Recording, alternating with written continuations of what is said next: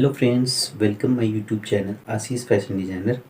आज आपको हम 36 साइज का कटोरी कट ब्लाउज़ कटिंग के बारे में आपको पतरन पे सिखाएंगे, जिसमें आपको सरल तरीके से आपको कटिंग करना बताएंगे।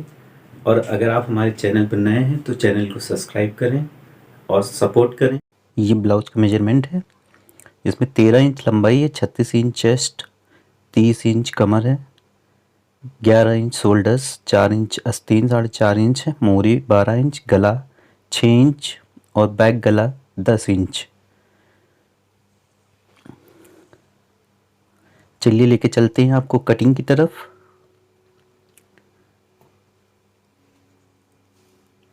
तो पहले आपको एक 1.5 इंच की मार्जिन नीचे ले लीजिएगा एक्स्ट्रा, ये दबाव रहेगा बेल्ट का। और फिर 13 इंच लंबाई का निशान, 5.5 इंच अरमोल का, और ये 10 इंच प्लेट और 12 इंच पे बेल्ट का निशान लगाया जाता है। फिर ये सारी स्ट्रेट मार्क लगा लीजिए, ये डॉट का निशान होगा और ये निशान आपकी बेल्ट का है।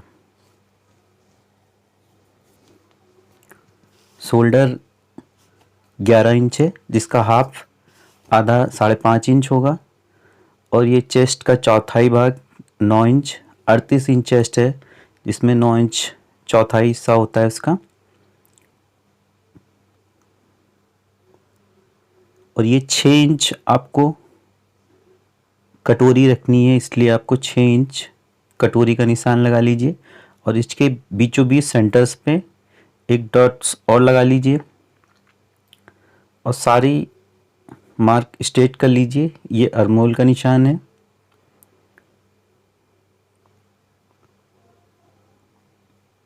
पौने 3 इंच गले की मार्किंग कर लीजिए, 6 इंच गहराई, जिससे आपको जितना चाहें आप गला कम या ज़्यादा कर सकते हैं।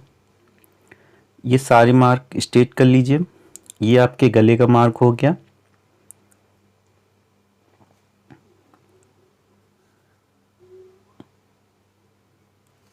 ये मार्क आपका लगा दिया ताकि आपके समझ में आए। और ये 1.5 इंच बैक की तरफ एक निशान लगा लीजिएगा।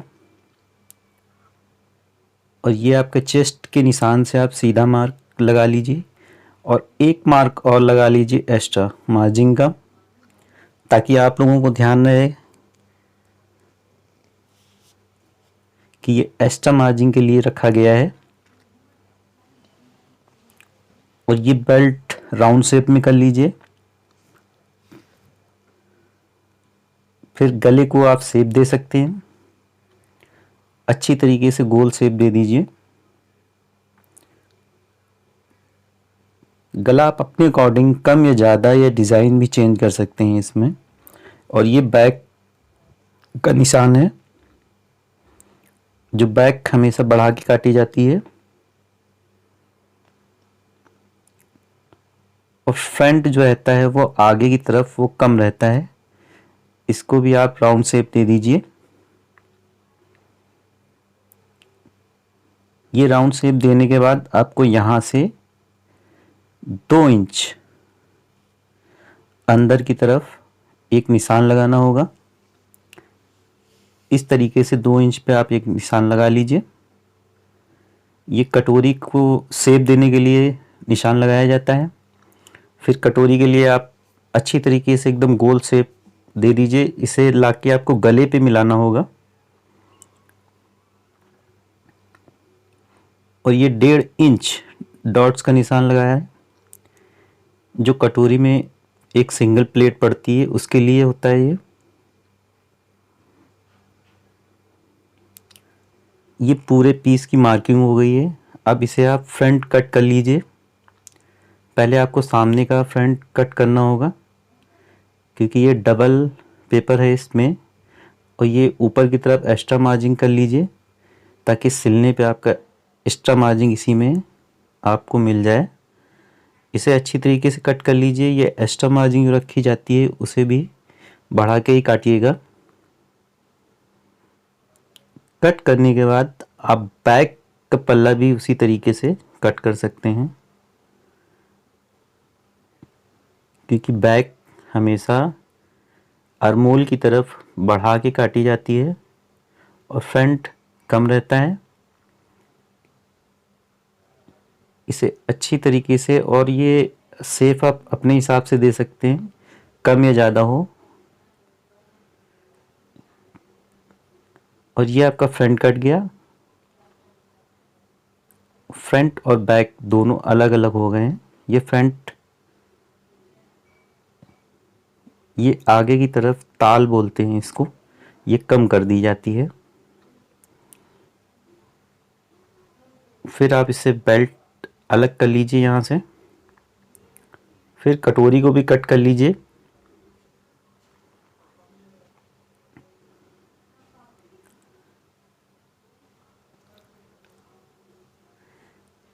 ये आपका पैटर्न कट गया है फ्रंट का।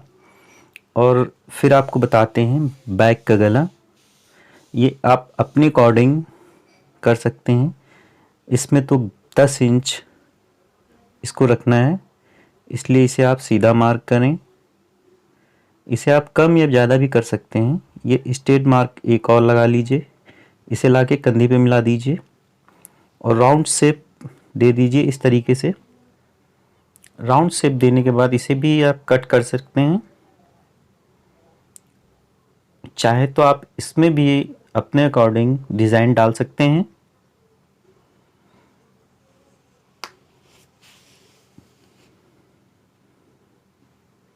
ये आपकी बैक कट गई। और आपको एक दूसरी कटोरी काटनी होगी जिसमें एक्स्ट्रा मार्जिन काटा जाता है। ये एक डॉट्स बीचों बीच सेंटर का निशान लगा लीजिए आप। ये 6 इंच कटोरी थी, इसलिए आपको 3 इंच पे निशान लगाना होगा।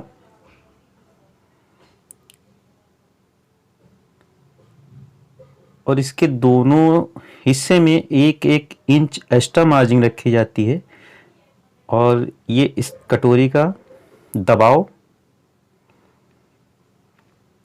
जो सिलने पे उसके अंदर की तरफ चला जाता है। और ये गले का शेप आपको वैसे ही रखना होगा, क्योंकि गले का शेप अगर आप बढ़ा देंगे तो आपका गला ठीक नहीं आएगा।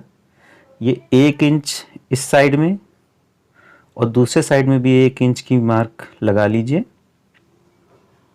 और इसे ऊपर से निशान की तरफ सीधा लाके मिला दीजिए।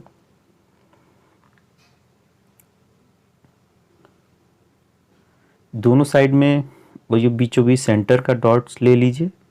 इससे आपको 2.5 इंच नीचे की तरफ डाउन करके एक और निशान लगाना होगा। ये डॉट्स का निशान लगा लीजिए जो 1.5 इंच लगती है। ये नीचे की तरफ आपको 2 इंच बढ़ा लीजिए, 2 से 2.5 भी कर सकते हैं।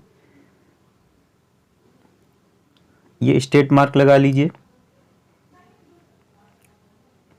और फिर उस सेंटर से, दोनों साइड के सेंटर से आपको इस तरीके से एक मार्क लगानी होगा। ये आपकी कटोरी की मार्किंग हो गई पूरी। ये मार्क लगाने के बाद ये दोनों साइड्स बराबर आ जाएंगे आपके। तो ये डॉट्स का निशान होगा। फिर इसे आप कट कर लीजिए। कट करने के बाद अभी आपको दिखाएंगे ये दोनों कटोरियाँ सेम उसी साइज में आ जाएंगी।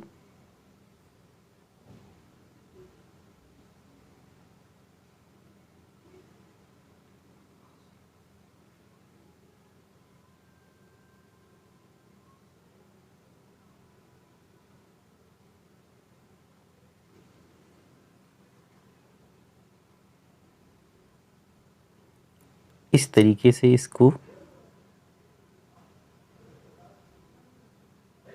मिला लीजिए और ये देखिए आपकी कटोरी तैयार हो जाएगी। ये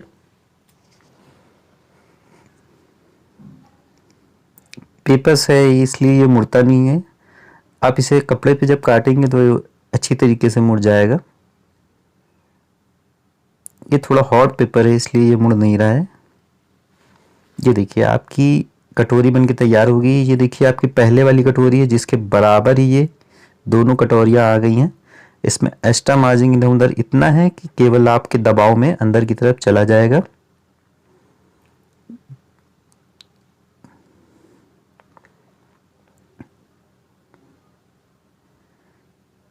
ये देखिए आपकी कटोरी बनके तैयार हो गई है। और आप हमारे चैनल पे पहली बार अगर आए हैं तो आप चैनल को सब्सक्राइब कर दीजिए, ताकि हर वीडियो का नोटिफिकेशन आप तक पहुंचता रहेगा। अब आपको आस्तीन की तरफ लेके चलते हैं। ये 4.5 इंच आस्तीन थी, इसलिए इसे 5 इंच पे निशान लगाया था और 3 इंच और डाउन एक निशान लगाया जाता है। ये देखिए ये 5 इंच है और 7.5 पे एक मार्क लगाना होगा आपको। इसका आर्मोल 17 इंच लाना है। पूरा ऑलराउंड आर्मोल इसका 17 इंच आ जाएगा। और इसकी मोहरी है 12.5 इंच। और इसे इस तरीके से राउंड शेप ले लीजिए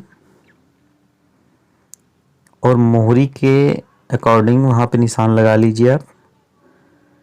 ये आपका दोनों पल्ले ऐसे ही कट गए और ये देखिए 8 दूनी 16, इसका डबल 17 इंच हो जाएगा। और स्लिप्स में भी आगे की तरफ का जो पल्ला होता है, जो फ्रंट में अटैच किया जाता है, वो भी आधा इंच कम ही होता है। इसलिए आपको ऊपर के पोर्शन में जो ऊपर का पल्ला होगा उसमें आपको आधा इंच इस तरीके से डाउन काटना होगा। और ये आपकी स्लिप्स बनके तैयार हो चुकी हैं। इसकी मोहरी 12.5 इंच, लंबाई 4.5 इंच है और ये 12.5 इसकी मोहरी होंगी।